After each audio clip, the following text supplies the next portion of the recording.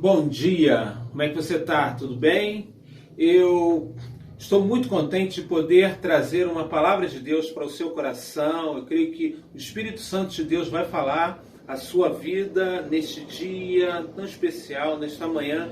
Que você ouça a palavra de Deus de uma forma especial, de uma forma direta à sua vida. Eu queria convidar você a ler o texto da palavra do Senhor, no qual nós estaremos refletindo nesta manhã.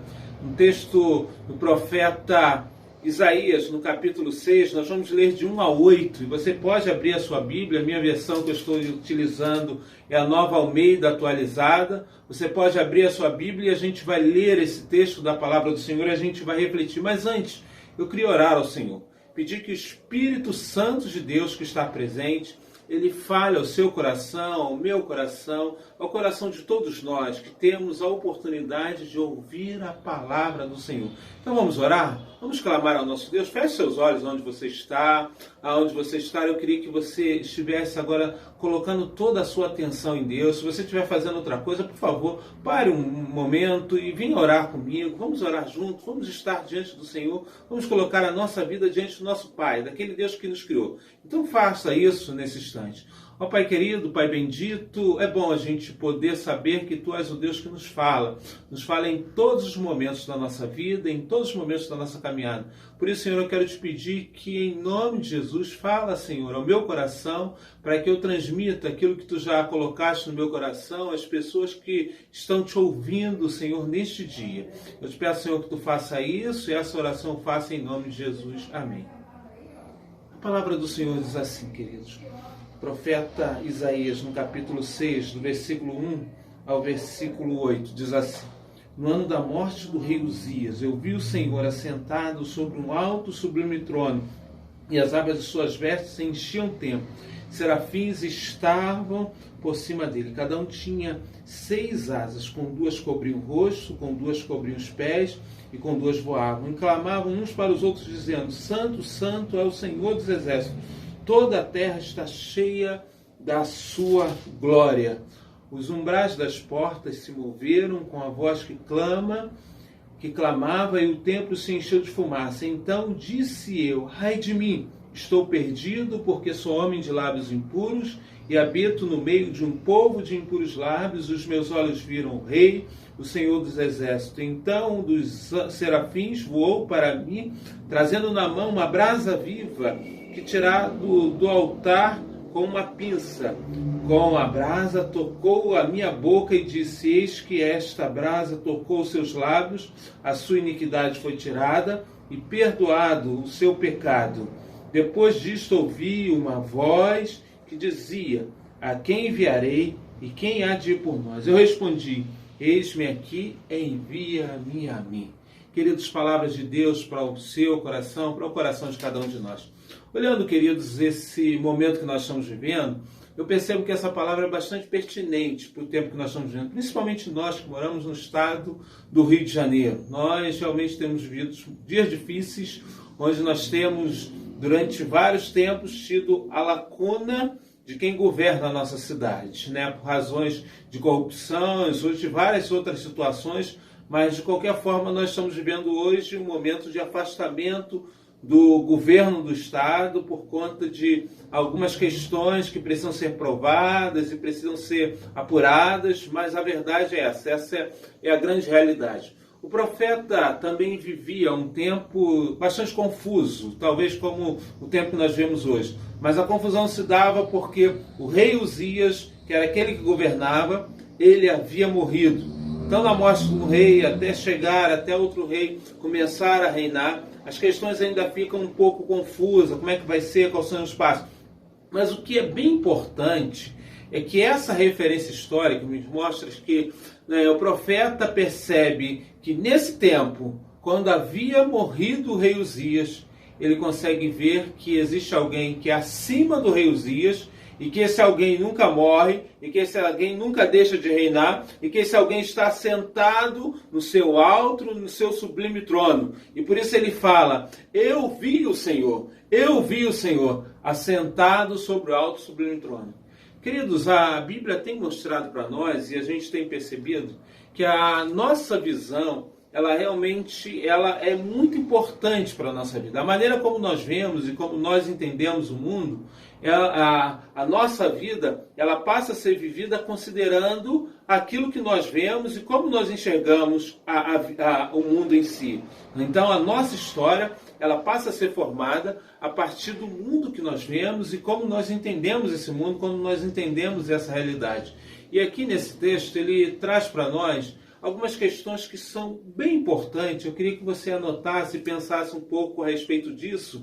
E aí ele traz que as coisas elas vão partindo a partir de uma referência segura. E dependendo da referência que você tenha, a sua vida ela pode ser assertiva ou não. Se a sua referência for uma referência concreta, uma referência real, você talvez tenha passos assertivos na sua vida. Mas se você tiver uma referência falha, uma referência frustrante, talvez os seus passos não sejam tão acertados assim na sua caminhada, no seu viver. O texto fala que o profeta Isaías, exatamente no ano da morte do rei Uzias, ele vê o Senhor. Ele vê o Senhor, um Deus reinando, um Deus assentado no seu trono, um Deus que não perde a rédea da história, um Deus que continua reinando sobre a humanidade, sobre as pessoas, um Deus que continua governando diante de todas as questões que existem na realidade, diante até mesmo da morte do rei, diante das questões onde o povo é levado cativo, diante dos problemas que aparecem, um Deus que não perdeu o seu controle de toda a história.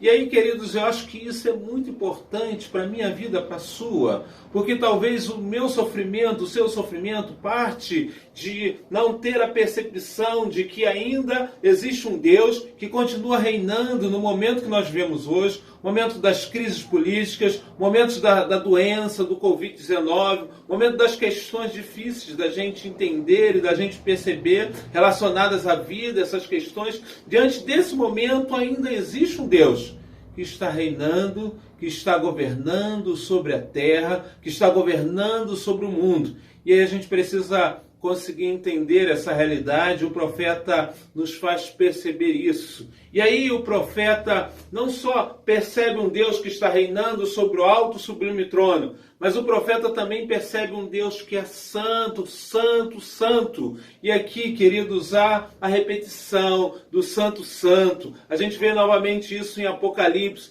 Mas o que é muito importante é que os serafins passam e o profeta percebe essa questão. Por que há essa necessidade de perceber Deus Santo? Na realidade, eu posso ver que o temor nosso a respeito de Deus está na percepção que nós temos dele.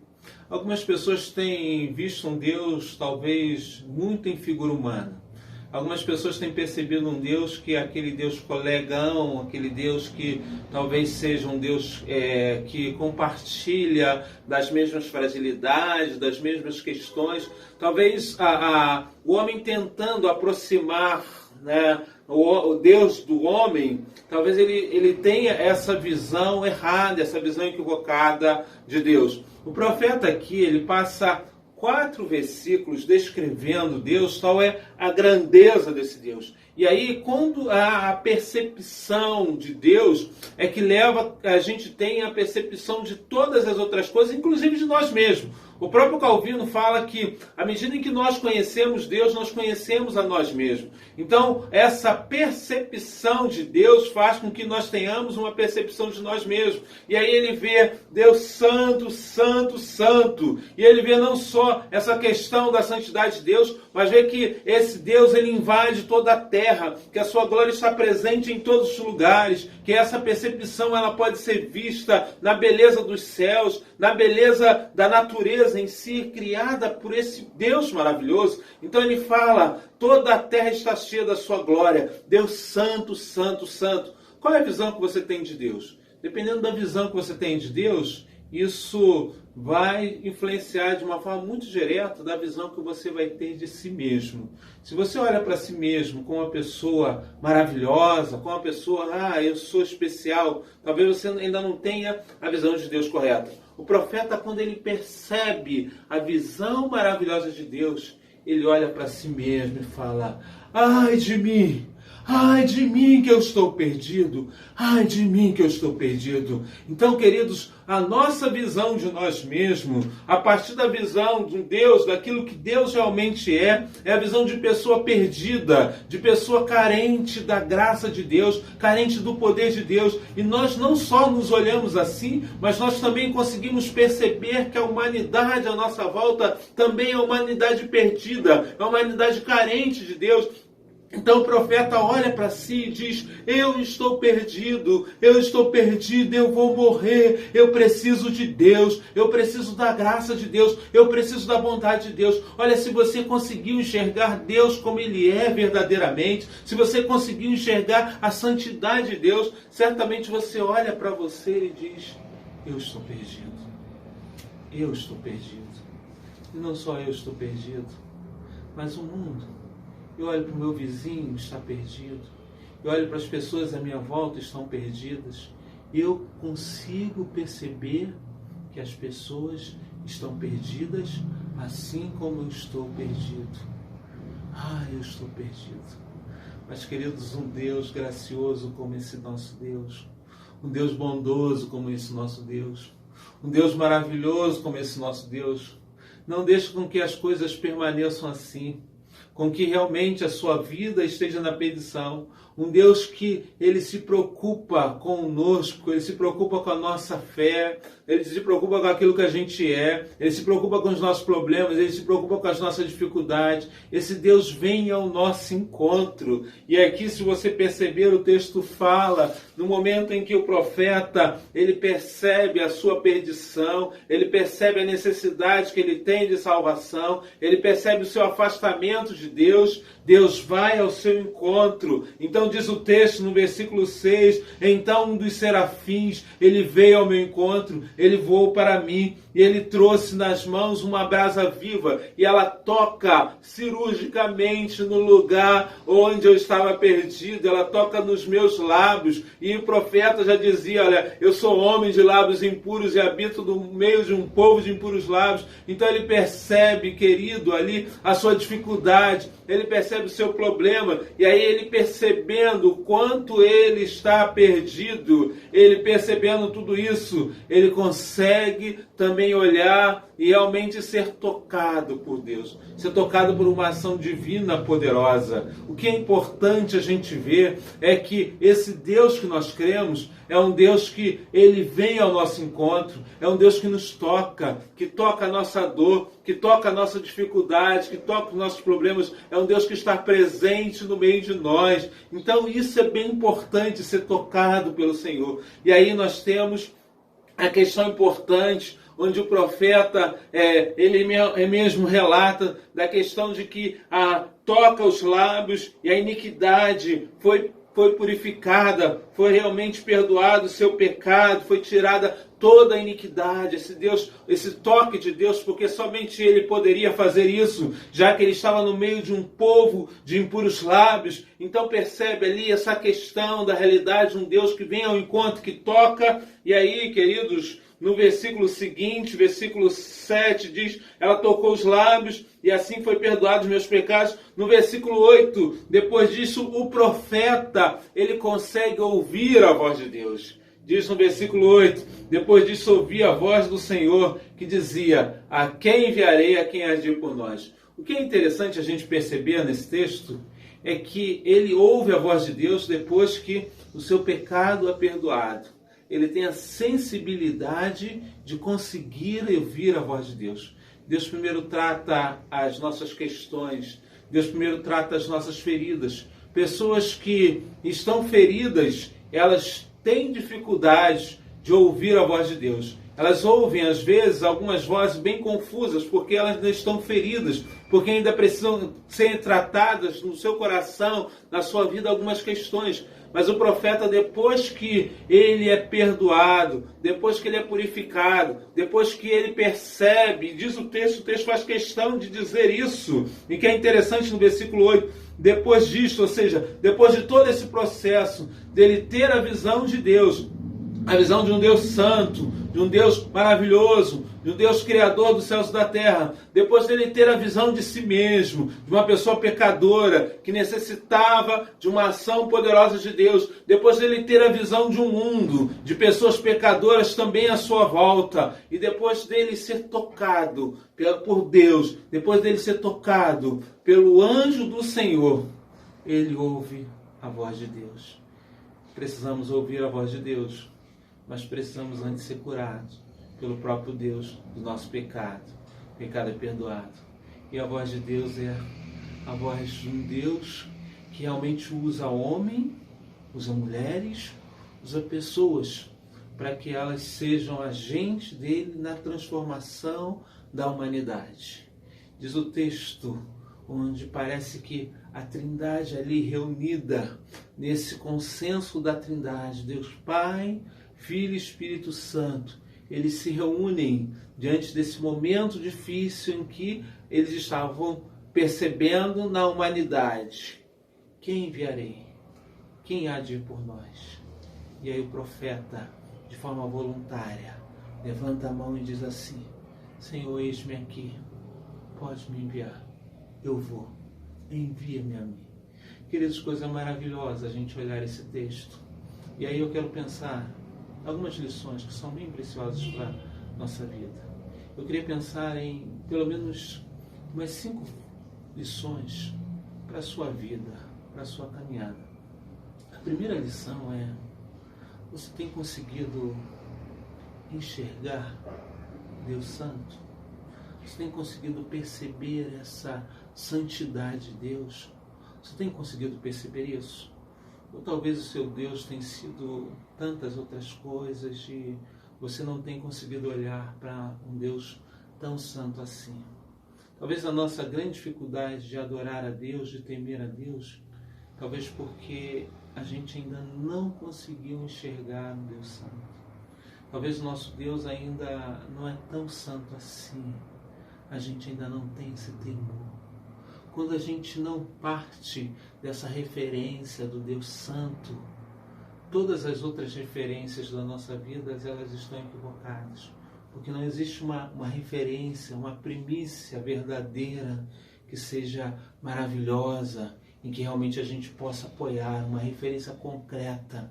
Quando a gente parte de referências dizendo, olha, Deus é um Deus, está grande, maravilhoso, mas talvez a gente não consiga enxergar ainda a sua santidade, a santidade dele e a glória dele espalhada por toda a terra, talvez nós tenhamos uma visão equivocada de nós mesmos.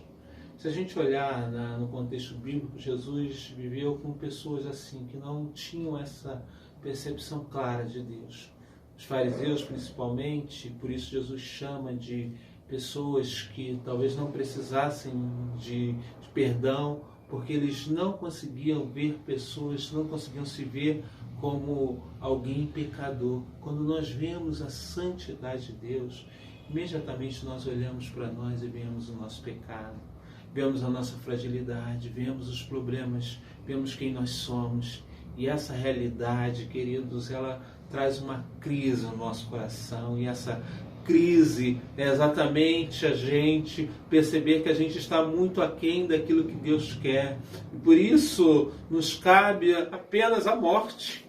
E aí, queridos, o que é interessante é que a gente não só olha para nós, mas a gente consegue olhar à nossa volta e ver que as pessoas ao nosso redor, elas também são assim, elas também estão vivendo as mesmas dificuldades, estão enfrentando os mesmos problemas, e elas também são pecadoras como nós. Mas aí o que é importante a gente ver, e aí a gente fala um pouco da questão do Evangelho, é que esse Deus Santo, ele se fez como um de nós, ele veio ao nosso encontro, e Jesus, quando veio aqui no mundo, ele veio exatamente para tocar nas nossas feridas, para nos purificar do nosso pecado. E lá na cruz ele morreu pelos nossos pecados, derramando o seu sangue. O derramar do sangue de Jesus lá na cruz pelos nossos pecados é aquilo que nos purifica de todo pecado. E aí, querido, isso é bem importante a gente conseguir entender que ele toca em nossa vida. E aí, no momento em que nós percebemos o tocar de Jesus em nossa vida, no momento em que nós percebemos que o nosso pecado foi tirado pelo sangue de Jesus derramado lá na cruz por nós,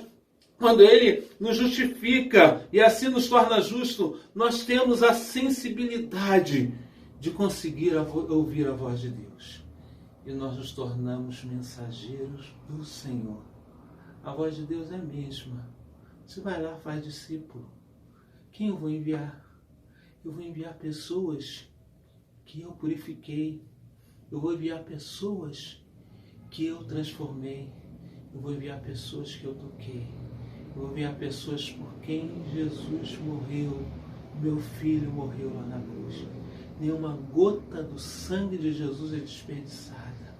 Jesus veio ao seu encontro, se fez como um de nós, porque você estava perdido assim como eu. Todos nós estávamos perdidos, estávamos distantes de Deus, estávamos impossibilitados de chegarmos a Deus. O nosso destino era a morte, mas Jesus nos tocou em nossa vida, tocou em nosso ser, tocou em nós, com a sua ação maravilhosa, com o seu derramar do sangue lá na cruz. E assim, queridos, nos transformou. E nós fomos transformados. E aí nós somos mais sensíveis para ouvir o chamamento de Deus. Quem eu vou enviar? Quem eu vou enviar para transformar esse mundo? Para transformar essas pessoas que estão aí? Para transformar essas pessoas que realmente estão tão atoladas numa vida de pecado, numa vida distante de Deus, numa vida afastada do Senhor. Essas pessoas que estão tão longe de Deus, quem eu vou enviar? Como eu vou mudar essa nação? Como eu vou transformar? E aí, queridos, nós precisamos ser aqueles que se levantam e que falam: Senhor, eu estou aqui, pode me enviar, Senhor. Eu estou pronto para te servir, eu estou pronto para a tua obra. Eu queria que você imaginasse como seria um mundo formado de pessoas que já foram tocadas pelo Senhor Jesus. Como seria um mundo tocado por pessoas que realmente já se perceberam justificadas pelo Senhor Jesus? Como seria conviver com pessoas das quais elas não estariam tão seduzidas pelo dinheiro, pela fama ou por tantas outras coisas que seduzem o mundo, a sociedade hoje? Elas não estariam matando as outras para ter cargos, outras questões em si, porque elas já foram tocadas por Jesus, elas já foram alcançadas por Deus, elas têm a visão de um Deus santo e por conta disso elas buscam viver como Deus quer que elas vivam.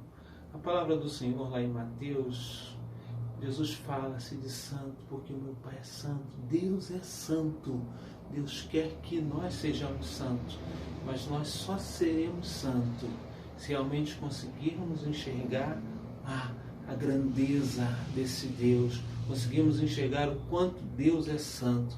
E aí, diante desse temor de Deus que preenche o nosso coração, que preenche a nossa vida, e assim nós percebemos o quanto Ele é santo, nós caminhamos, queridos, e assim recebemos e percebemos dia a dia o toque de Deus em nossas vidas, nos purificando do pecado.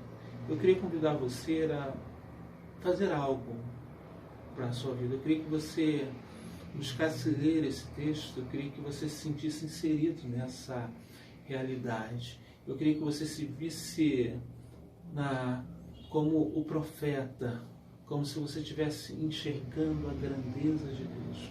Deus é muito maior do que aquilo que você pode enxergar.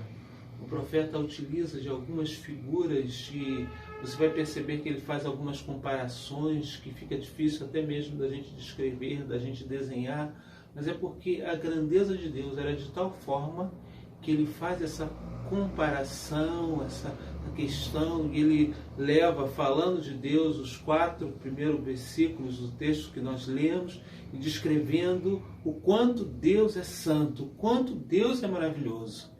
Imagina, querido, você olhando para Deus, percebendo a grandeza de Deus. Eu queria que você aceitasse esse desafio.